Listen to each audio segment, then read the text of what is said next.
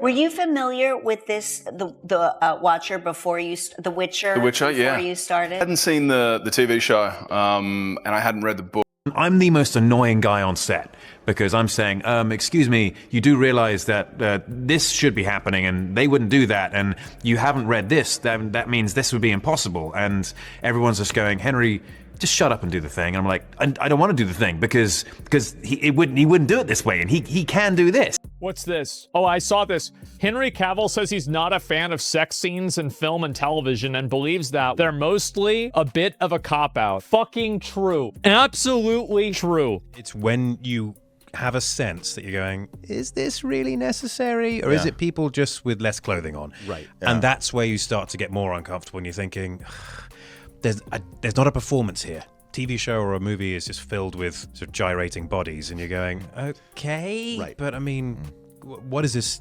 doing for us apart from the idea of like, oh, naked person, great. Yeah. When Henry Cavill first took on the role of Geralt of Rivia in Netflix's The Witcher, fans rejoiced. Here was an actor who not only looked the part, but also lived and breathed the lore.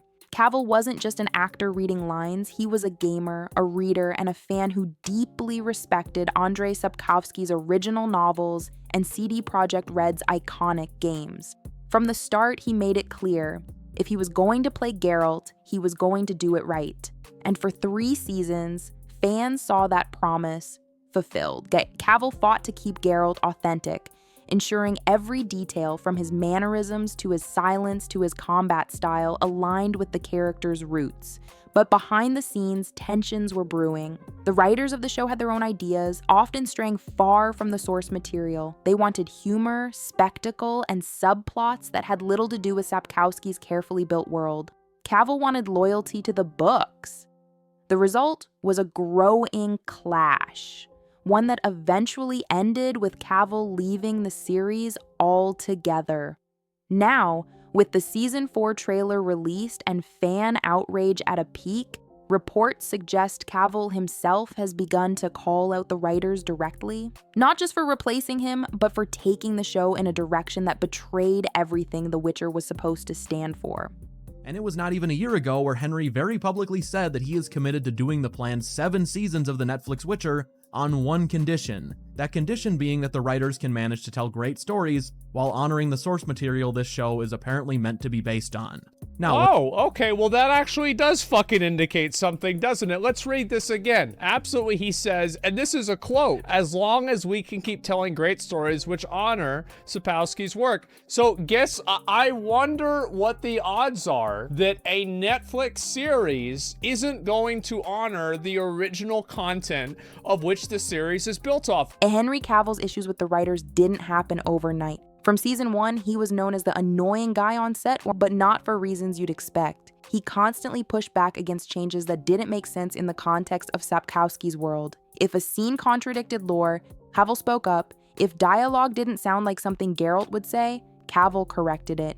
In interviews, Cavill admitted as much. He explained that he often had to step in to make Geralt stay true to the source.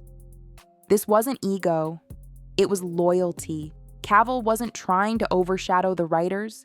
He was trying to protect the story that millions of fans loved.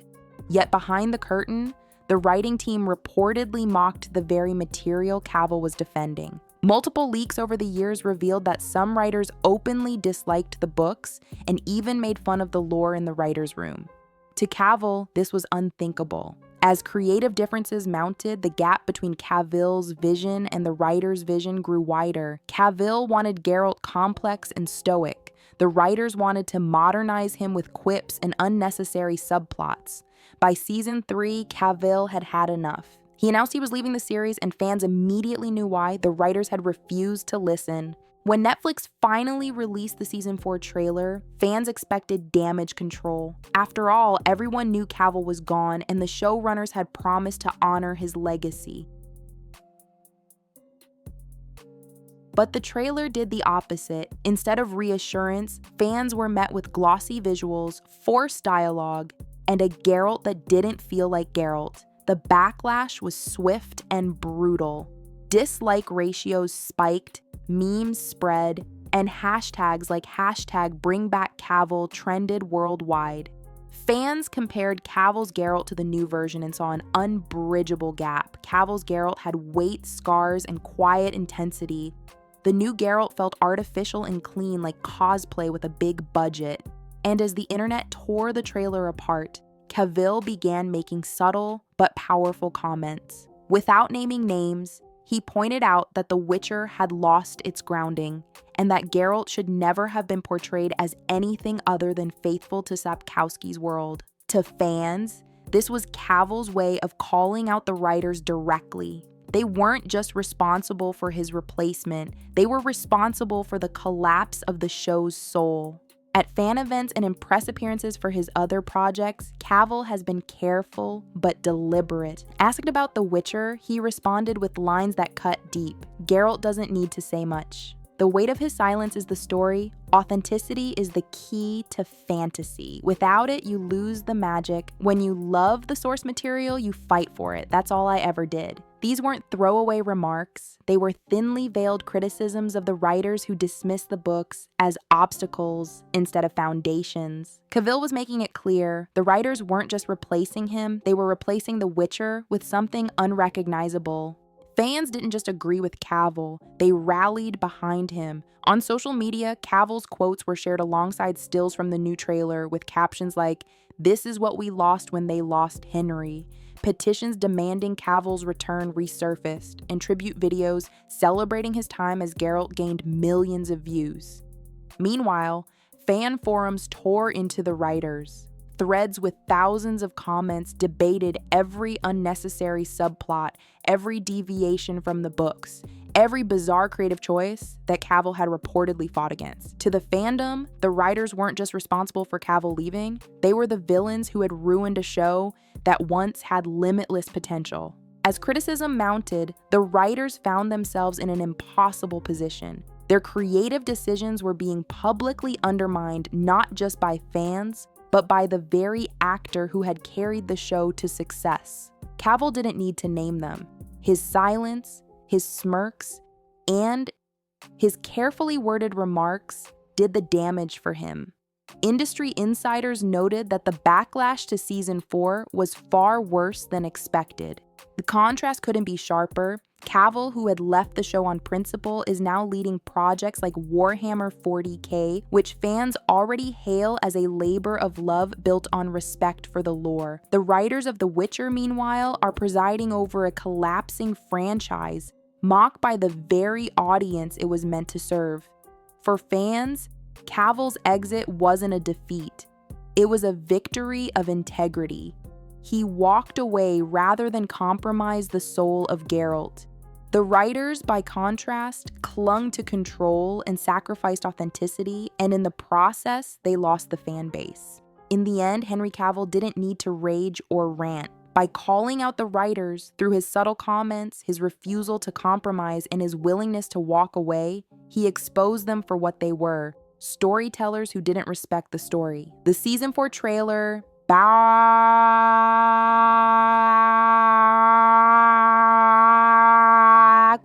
sealed the deal. Fans no longer wonder whether Cavill was right. They know it. And every negative comment, every dislike, every meme comparing Cavill's Geralt to the hollow imitation that followed is proof. Henry Cavill may no longer be on The Witcher, but he will forever be the White Wolf. And the writers who replaced him will forever be remembered as the ones who ruined the show. Because when it comes to Geralt of Rivia, there is no replacement. There is only Cavill. And no amount of rewriting will ever change that. While Netflix tried to spin season 4 as a bold new chapter, the truth is that every marketing move has only highlighted what's missing. Interviews with the writers focus on their creative freedom and new vision, but fans see right through it. To them, those words translate to one thing: ego. It's not about telling Sapkowski's story anymore. It's about the writers proving they can reinvent the wheel even when the wheel was already perfect. Henry Cavill's stance exposes that contrast even more. In his other roles, whether it's Superman or his upcoming Warhammer 40K project, he emphasizes his duty to fans. He frames himself as a custodian of characters, not their owner.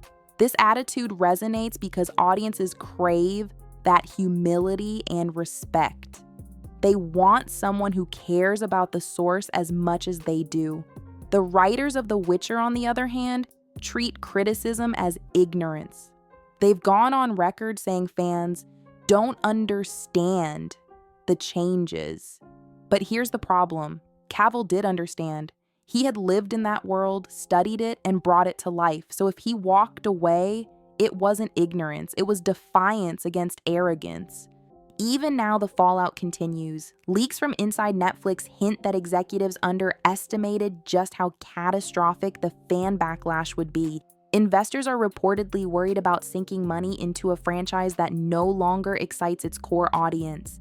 Meanwhile, Cavill's name keeps trending alongside Geralt's, reinforcing that no matter how many trailers Netflix drops, the show will always be tied to the man who carried it. This divide leaves the writers in a corner. Either they admit Cavill was right, or they double down and alienate fans further. Judging by their public comments, they're choosing the latter, which only strengthens the narrative that Henry Cavill stood on the right side of history. And with every passing day, it becomes clearer. The writers may control the script of season 4, but Cavill controls the legacy of The Witcher.